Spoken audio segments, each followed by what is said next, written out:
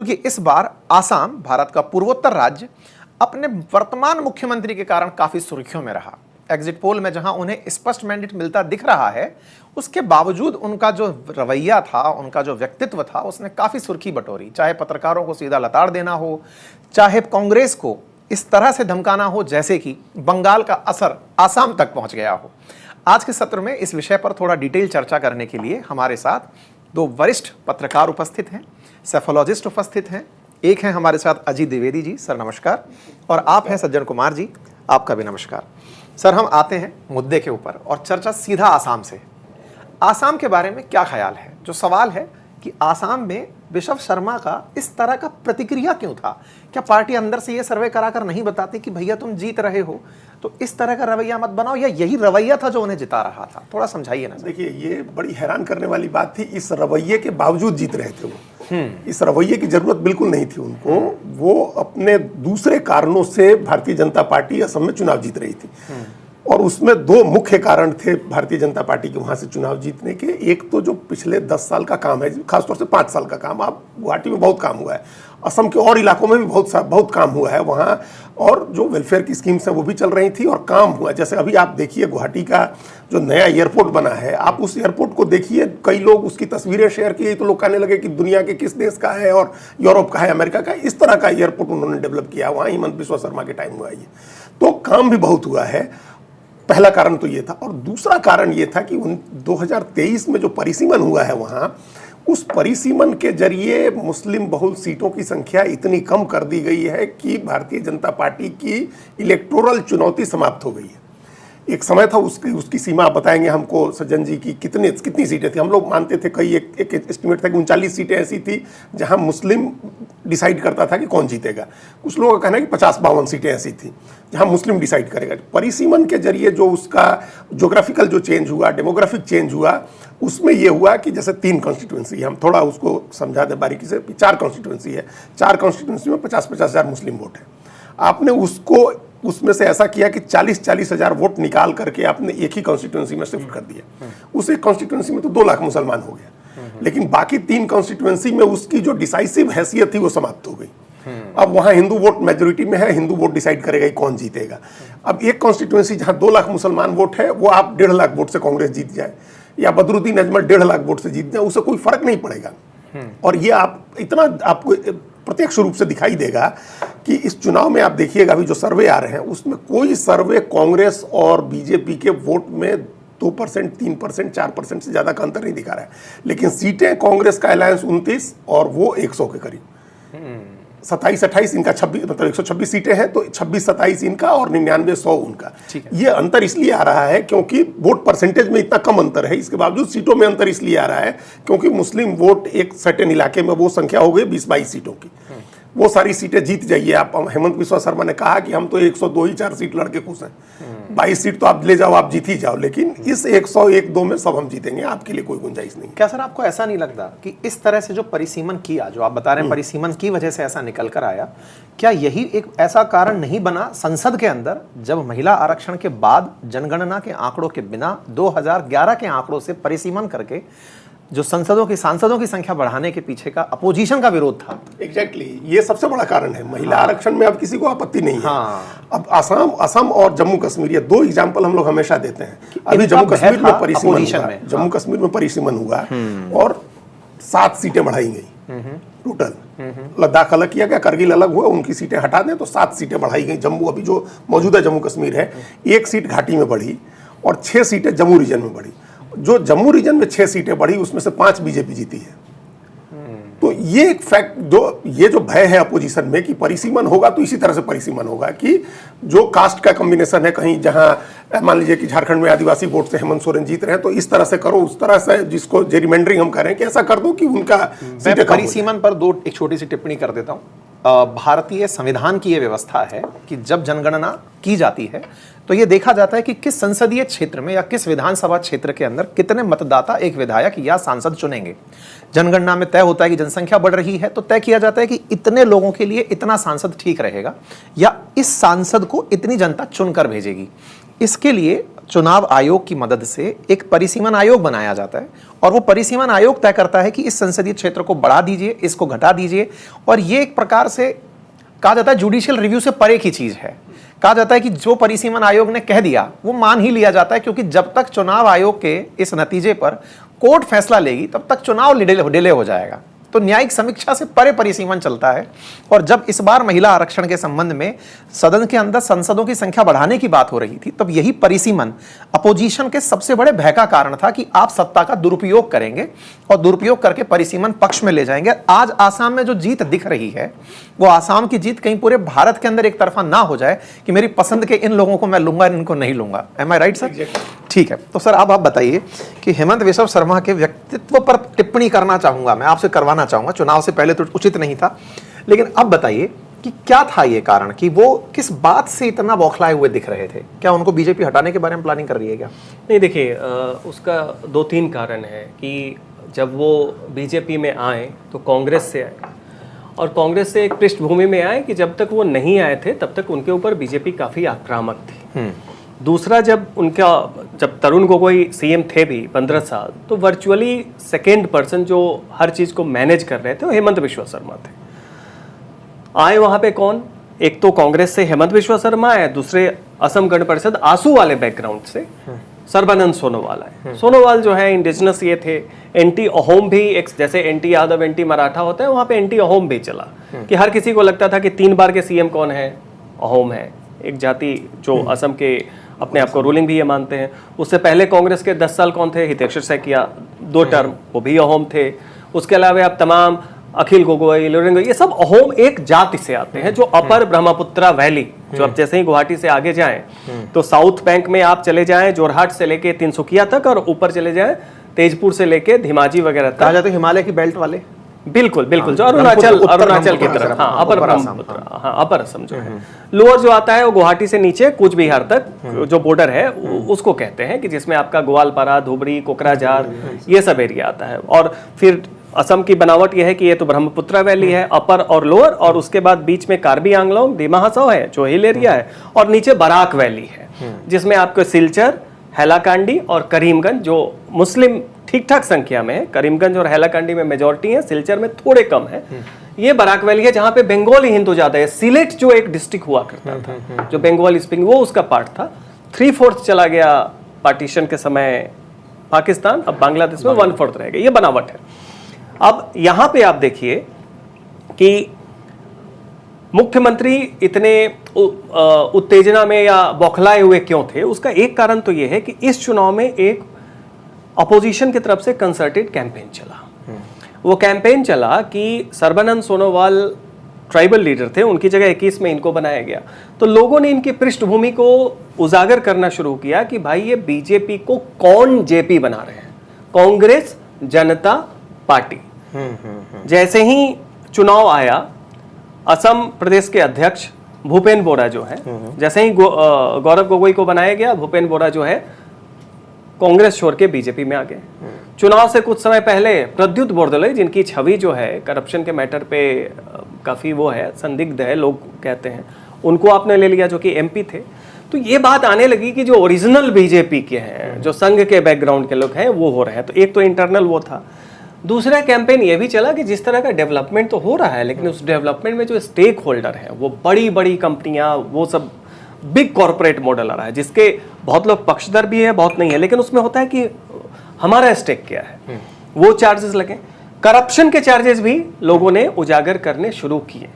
तो एक ये कारण है कि उसमें लोगों ने इनके ऊपर जो अटैक किया, इन सारी चीजों को लेकर वो बौखलाहट थी। लेकिन उसकी बजाय ये भी बात था कि नैरेटिव क्या होना चाहिए था। देखिए, एक जेन्युइन उन्हें जो क्रेडिट नहीं मिला। अपर असम गौरव गोगोई जोरहाट सीट जीते थे, उसके बाद से ये माना जा रहा था कि अपर असम में मुस्लिम कम है, और जो है भी वो खिलौंजिया मुस्लिम, जो एसमिस मूल के मुस्लिम है, जो ज्यादा मियां मुस्लिम, जो बंगाली स्पीकिंग नहीं है, जो लोअर असम में या बराक वैली में है। वहां माना जा रहा था कि अहोम वोट और बाकी जो एक एंटी इनकम्बेंसी और लोगों का एक फ्रस्ट्रेशन है, वो काम करेगा। जुबिन गर्ग बहुत बड़े वहाँ के सिंगर रहे, सिंगापुर में उनकी मौत हो गई। और उसके पीछे तमाम कॉन्स्पिरेसी थियरी चला कि बहुत पॉपुलर थे, अपनी पार्टी बनाने वाले थे, ये सब कॉन्स्पिरेसी थियरी और चुनाव में ये चलता है। ये चीजें कांग्रेस और तमाम ऐसे भी स्वतः तरीके से युवाओं में चल रहा था। तो ये उम्मीद थी कि यूडीएफ डिस्क्रेडिट हो गई है, 11 लाख के करीब वोट से बदरुद्दीन अजमल हारे, तो मुस्लिम वोट कंसोलिडेट हो गया है। तो आपने अलायंस नहीं किया कि मुस्लिम वोट तो आ रहा है लोअर और बराक वैली में, लोअर ब्रह्मपुत्र। तो आपको था कि अपर में जो है एक जो डिस्कंटेंट युवाओं में है कि भाई डेवलपमेंट हो रहा है, लेकिन ये डेवलपमेंट कॉर्पोरेट लेड डेवलपमेंट है, हमारा स्टेक नहीं है। लेकिन कुछ चीजें हो रही थी वहां पे। 75% एस्मिस जो है किसी न किसी वेलफेयर स्कीम से लाभान्वित है। 40 लाख महिलाओं को अरुणोदय स्कीम के तहत 9,000 रुपए उनके अकाउंट में दिए गए। ये भी कुछ नहीं है। जितने शारीरिक रूप से सक्षम नहीं है, जो पर्सन विद डिसेबिलिटीज हैं, उनको भी इस स्कीम का फायदा मिला। लेकिन सबसे बड़ी बात, अपर ब्रह्मपुत्र वैली से क्यों नहीं, इनका सीट कांग्रेस का जहां बढ़ना चाहिए था क्यों नहीं बढ़ा। वहां पे सबसे बड़ी डेमोग्राफी जो है वो चाय बागान के मजदूरों की है, जिन्हें असम में टी ट्राइब कहते हैं। एक पृष्ठभूमि दे दूं, अंग्रेजों ने जो इंडेंजर्ड लेबर भेजा, जो श्रमिक, कुछ को तो गन्ने की खेती के लिए ट्रिनिडाड, मॉरिशस, सूरीनाम, इन सब जगह भेजा, कुछ को कमर्शियल कैश क्रॉप में दार्जिलिंग, और एक उन्हें आज के झारखंड से, आज के छत्तीसगढ़, आज के उड़ीसा से उठा के उन्हें स्थापित कर दिया वहां के ब्रह्मपुत्रा प्लेन में।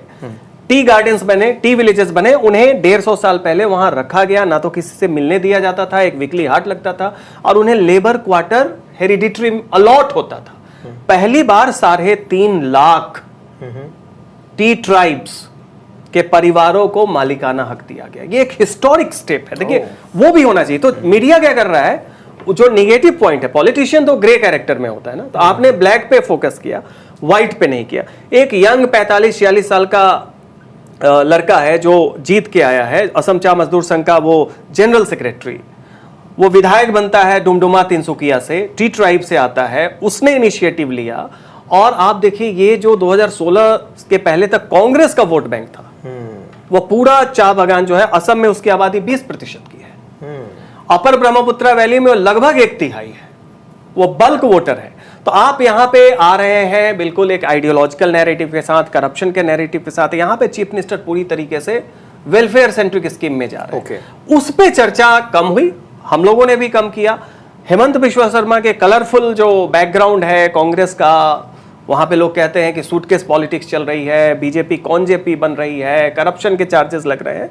ये कारण है कि एक लीडर जो जानता है चुनाव जीत रहे हैं, लेकिन फिर भी वो मीडिया नैरेटिव को जब देखता है। इसको ऐसा कहा जा सकता है कि उन्हें पता था मैंने काम बहुत कर लिया, कोई काम की तो चर्चा कर लो, उठा के और मुद्दे लेकर आ रहे हो, कुछ ऐसा था उन्होंने किया उस तरह से। मुझे आपसे एक पॉइंट और जानना है, मैं बीच में ऐड करूंगा सर, क्योंकि मैं अभी थोड़ी देर पहले जब आपसे चर्चा कर रहा था, आपने सीएए का बहुत अच्छा मुद्दा उठाया था।